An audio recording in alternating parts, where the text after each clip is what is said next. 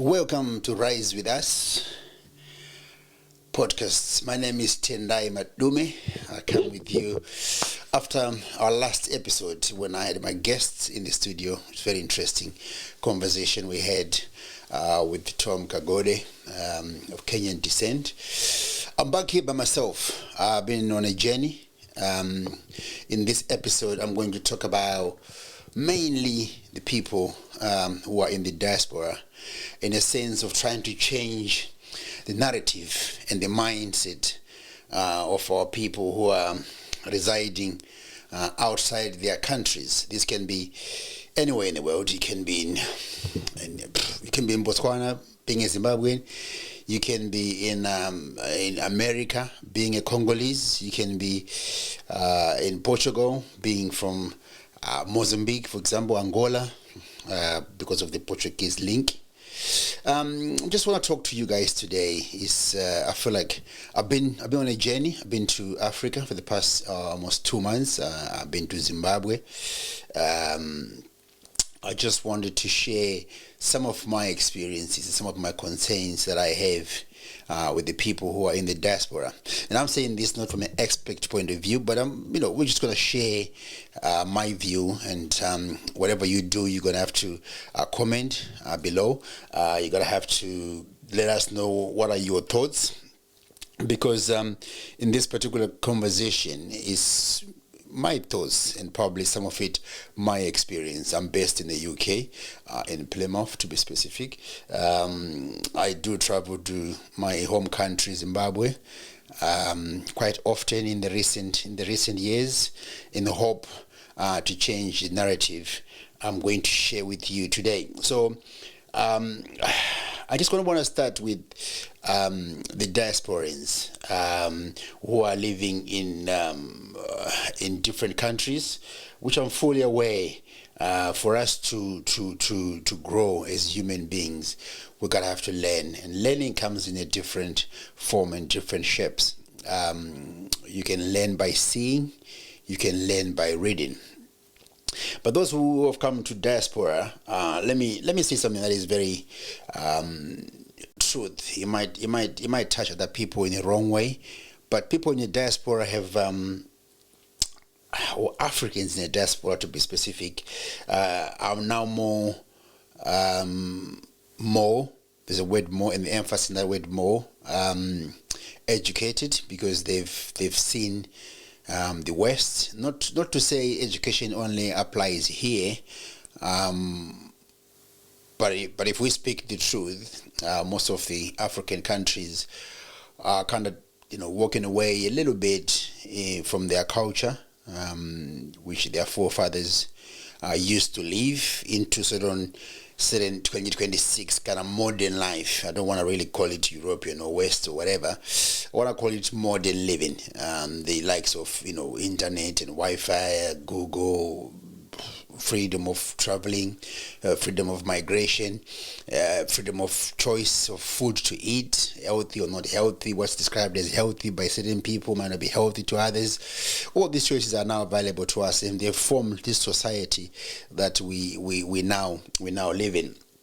So people in the diaspora are now more exposed, because they probably live both lives, the ones they live in their country and the ones they are living now. It put them in a little bit better position of understanding both the modern living and our culture.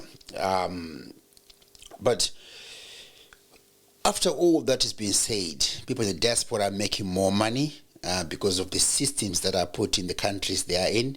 I.e., people sometimes only think if people are saying you're in diaspora, it means you're only in Europe or you're only in America or Asia. You can be as simple as the country like South Africa, a country like Botswana, a country like Namibia. These countries are doing well. They form systems that works for their countries, and some of us, we are going in to engage in those systems, and we are coming out better. We are thriving, we are surviving.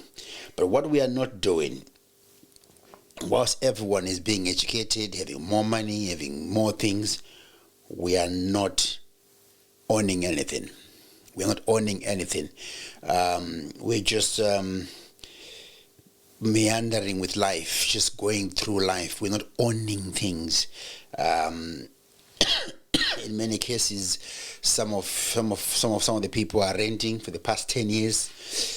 Some of them have just bought a house, but buying a house in a foreign country, in many cases, i.e. in Europe, UK, you are buying these houses on credit. That means you actually don't own the house until 25 years later, which some of you who might not get to reach. So you're not owning the house. Yes, you might be living in a house that you've been told you own, but we know the banks still own the house until the last penny you pay. Some of you are now driving luxury cars, which again, we don't own the cars. These are the cars that are owned by the bank or by a financial company, because we are borrowing these kind of cars in the name of purchase. And yes, we might be living luxury life, but we are not owning anything. This is the reality about diasporans. The life I have lived, or the life I am living. So it might sound very posh, it might sound very classy in the eyes of those who are owning things, a micro or a small car back in their native countries. The flamboyant life is being found in diasporans, but they are not owning anything. So that's what I want to really get deep into the diasporans this afternoon. This is my first episode. I'm going to be talking about trying to change the mindset and narrative of a diasporans, people who are wherever you are. You might be wherever. I'm talking to you as a diasporan. I'm literally talking into you. The real problems, survival mode never ends, is what I'm talking about. Most Africans didn't come to the diasporans to build wealth. Most Africans, they've come to diaspora to build stability. I've heard that word so much being used: stable economy, stable country. But we don't live on comfort, because that comfort, that stability we're talking about, you cannot pass it on to your other kids. You cannot pass it on to your community. You cannot pass it on to your village. It can only be to you. First generation mindset, survival. Those people who have come to UK, let's say we're talking about the early 90s, 95, 96, 2000, 2001, 4, 5, 6, 8, 9, 10. Those who have been here that long, they have been on a survival mode. These are the guys who really build this foundation of migration. If you tell them now, 10 years later, what do they own? Nothing but a bunch of remittance that they've been sending back home to help 1, 2, 3, what people now call black tax. So let's talk about, what do we actually own 10 years later? I think that's really where we are failing to understand the importance of remembering why did we move in the first place. Traveling all this time, survival mode, just for you to be able to eat, sleep, drive nice car, is not enough. That's a mindset that I want to talk about with you today. Many of you are now stable. The kids are at school, 2 cars in the driveway, mortgage. That's comfortable, but you don't own anything. You even sometimes, to an extent, some describe their own countries as not economically not good, but you don't even live there for you to really understand the logics of the economy. I was on a TikTok the other night talking about some guys were saying, I think there's opportunities now in Zimbabwe, where I'm from, to invest, to build. And some people are now starting to talk about the government, talk about how the government is not favorable for investors. That's why some English or white people are not investing into these countries. But if I open your mind, every time you board a plane to go to Africa, I'm telling you, 15 to 20% of the people on board, they're from Indonesia, the Chinese. The very same people who we are saying we cannot invest into the economy of Zimbabwe, for example, Zambia, in that region of the southern region, or even to the extent, I'm not sure, I can't give you statistics, but also Niger, Congolese, I'm telling you, it's worse because of the diamond. people from different countries right now, China, are investing into the African continent. So why you and me as a brother or as a sister, why are we always thinking negative about investing when it comes to invest in Africa? And what do we call investment? Yes, we might not be able to open big mines or big factories, but you can still do something that can help your community, one village at a time, one household at a time.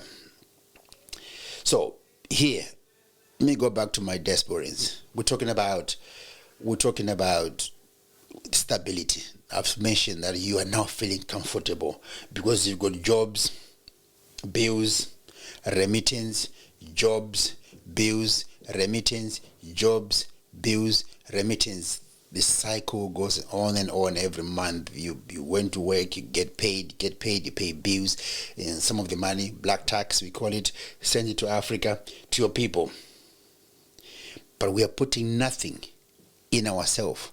We are putting nothing in our pocket. We are not empowering ourselves by investing some of the money into ourselves. You can ask me, what does that mean? I'm talking about you now putting a pot or a money aside that is called Africa investment for you. How many remittance are you going to count when 10 years come? And what are you going to get out of those remittance? In most cases, the very same people you remittance to, they can own things better than you. And they also, in some countries, pointed fingers at you and said, look at him. He was in Europe for the past 25 years, but he's coming home with nothing. The very same people you are sending remittance to will be the very same people who will be telling you what I'm telling you right now. So, how do we counter that? I'm going to talk about that as the series goes. How can we help ourselves to counter that? But before that, let me go deep into the diasporans. The comfort trap in the diaspora. It's a trap. When you come here, you rarely go back home. If you go, you only probably go once, twice a year tops, because you can't even afford to go. So don't you ever be told otherwise. That's really the reality. You cannot afford to go. No one, I mean, if you are really, I'm also looking for followers, subscribers on this particular channel. Please don't forget, that's what makes this channel grow from here and on. Please subscribe, like, and also a comment on a comment section and say, no, Tendai, you're wrong. I have the money, but I just don't want to go to make a trip to the motherland. I know many people would like to go to Africa as many times as they can, but they're only subjective to once a year. That could be at Christmas time, or twice a year if lucky. That's not enough. Why? Because we are in a trap. This country will trap you. The diaspora is comfortable, and that's the problem. Because it's comfortable, it becomes a problem. Stable income, predictable systems in the UK, in the US. You understand where you are with your taxi. You understand everything. Everything is nice in diaspora. Everything is just nice. Access to credit cards, access to benefits, access to structures. You can go to the gym whenever you want to. You can eat whatever you want to. This is what is comfortable. But that word comfortable is what's killing the agency of you to invest in your own country. Agency for you to think about the future that is now. Let me repeat that. The future is now in the hands of the Africans. The most young economy is Africa. We have the most youngest people in Africa. Or to an extent, I'm telling you, also have the youngest talent. But what are we doing with our talent? We are shipping it to Europe. Every time there's flights of people leaving the continent to go and look for comfortability somewhere else, not to look for growth. People renting for 10 to 20 years, driving good cars, I've mentioned this before, living well abroad, but nothing back home, like nothing. And the day you die is the day people realize, see that guy who was always on a podcast? Actually, we are raising a GoFund for him to go back to Africa, where he'll be laid and it take you another 35 days before you actually land into your motherland, before they can bury you. So let's think about that as Ubuntu, as Africans. Now, I did mention about remittance, sending money back home. I've talked about this before. Sending money versus building systems.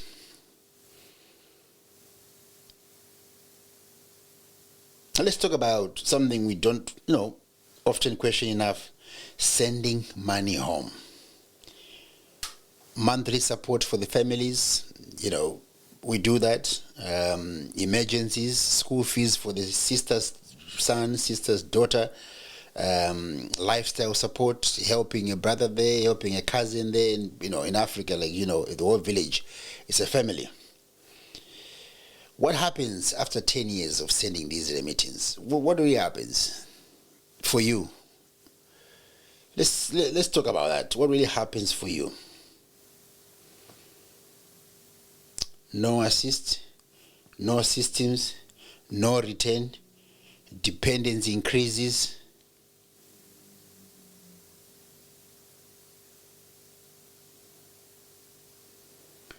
We are financing consumption, not creating wealth. Let's change our mindset. Let's talk about that. Let's change our mindset into creating wealth and less consumption. Let's finance our wealth. Let's finance building wealth. That's what I want to talk about. That's what I want to hear. Then someone can say to me, Tendai, do you know how difficult it is? I've heard this a lot about how difficult it is to invest back home because we lack trust and we don't trust our own people. But we trust the systems as soon as we land in the UK. Corruption is everywhere. Guarantee you hear there's corruption here, but you won't see the systematic corruption. And some people can tell you there's no more racism. But racism is now systematically done. You don't see people in the street anymore shouting, you black this, black that. No. They systematically eliminate you from certain things.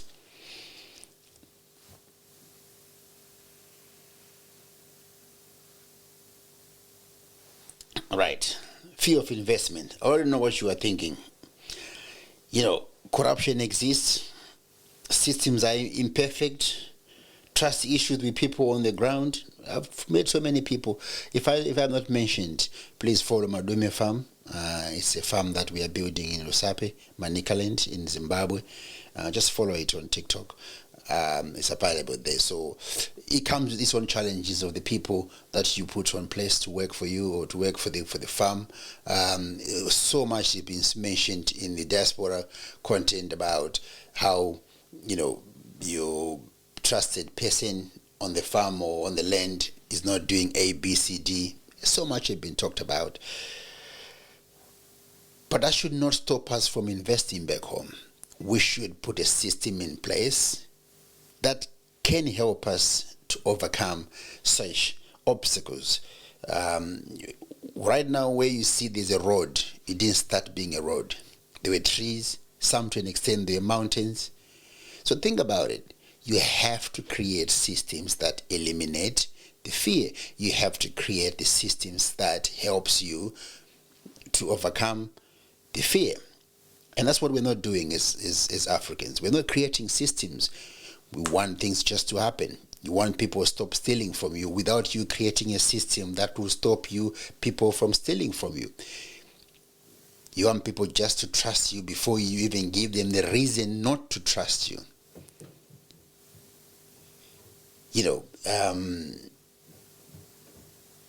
Risk is everywhere. The difference is in the diaspora, you just trust the system. In Africa, you don't trust your own people. Lack of structures, not lack of opportunities. In Africa, there's endless opportunities. There's endless opportunities. But we are just lacking the systems that governs the opportunities. Diaspora Africans lack strategy, not capability. We are the smartest people. I've mentioned this before on my podcast. We are very smart people, but we just lack strategy. We are not avoiding risk. We are avoiding responsibilities. It is our duty to create the systems that is going to help us as Africans. We must create opportunities. We must create the structures. We must create the systems. This can be a global, an African, a continent system. But our issue in Africa are all the same. We have the same problems. So we can put the smartest people in the room, and we can ask them to create the systems that helps Africans. You know,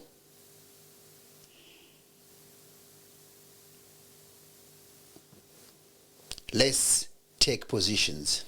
Let's meet up and take positions. What do I mean by that? What do I mean by saying take positions as an African in the diaspora? Ownership. The most important thing that happens during colonial time was not just about white people moving into their house and start cooking, making tea. No, they acquired land. Now, someone going to come and say, how do I get land? How do I get land? How do I get land? Please knock on the doors of the systems that governs land in your country without fear or favor. Some might talk about corruption, but if you knock a door 10 times, I guarantee you that door will open. Keep knocking. Let's go and knock on the doors of the land commissioners in our country and acquire land. Land is the biggest asset a man can have on this earth. If you own a land, you are a man. You're not a man until you own a land. You can have as many wives as you like, but if you don't own a land, you are not a man. If you don't own the land, try and own the property. I don't know how you can do that, but try and own something. Own a business. Agricultural sector, I told you earlier on, the future of the world, the food consumption, is actually in the hands of the Africans. You're going to remind and remember this podcast in many years to come. Energy, renewable energy. Some right now we are even in my neighbor right now, they put their solar panels up, set into the grid. They are now sharing the normal electricity and also the solar. So that means the energy renewable, Africa having so much sun, it's time you tap into the energy. Be involved. Travel home, not to see your uncle, or to see your mom, or to see your dad, or to see your family. Travel home for a purpose to engage in the conversations that builds your community. If you are in Africa for 2 weeks, make sure half of that week you were in places where the country is being built. You're having a conversation that enlighten and enlarge your community. Don't just send money. They don't need money, because money is a very interesting object. You take it on your left hand, you pass it on your right hand, you take it on your left hand, you pass it on your left hand. The ones you have now can be someone is tomorrow. So you never really constantly own money. But you can own property, you can own land, you can own a business.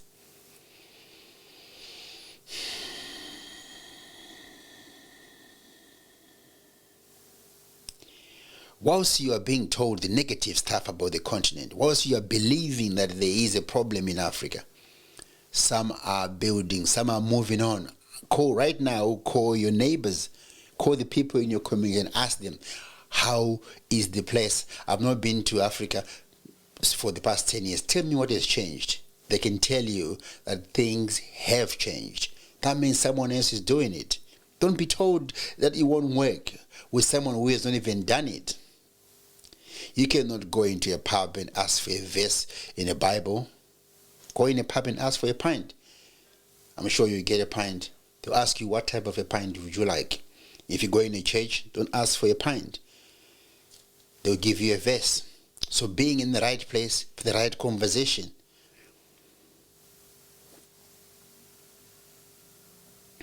Africa as a continent doesn't need more opinions. It needs more owners. We need to be the pioneers. We need to be the creators, the source of income to our people. We cannot be waiting for the West to invest in our country anymore, whilst ourselves as Africans, as Ubuntu. It's a popular saying right now that's taking place in Zimbabwe. I'll try and translate in English. The country is being built by its own people. And that's what we're going to have to do as diasporans. We're going to have to go back home and sit on the table where the development is taking place before it's too late. Build your legacy for your kids, your legacy for your family. Because what's Madume is, anyone with the name Madume owns that. So you're building a legacy for your people.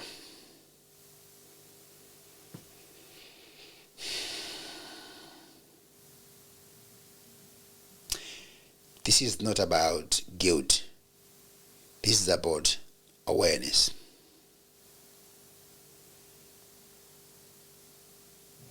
One day, your children will ask you, Dad, Mom, what did you build? There's so many people. I was talking to my friend, I was in Rusape, like I said, last year, or February, March, my hometown. I was saying, where was our parents when the land was being distributed? Where was my father? Where were you? Let's know that question be asked from your siblings, from your kids. Now, this week, I want you to do one thing for me. Don't send money blindly. Don't just spend your income. Start to think, what can I build? Even if it's small, what can I start back home? Even if it's small, please comment in a section in a comment section below, and let me know, what are you building in your country? What are you doing? What are you into? Wherever you are in Africa, let's share. Let's build each other. Let's build investors. Let's build entrepreneurs. Let's build business people. This was Rise With Us. My name is Tendai Madume. It was a pleasure having you here. I wish to see you again next week, the same episode. Stay blessed. See you soon.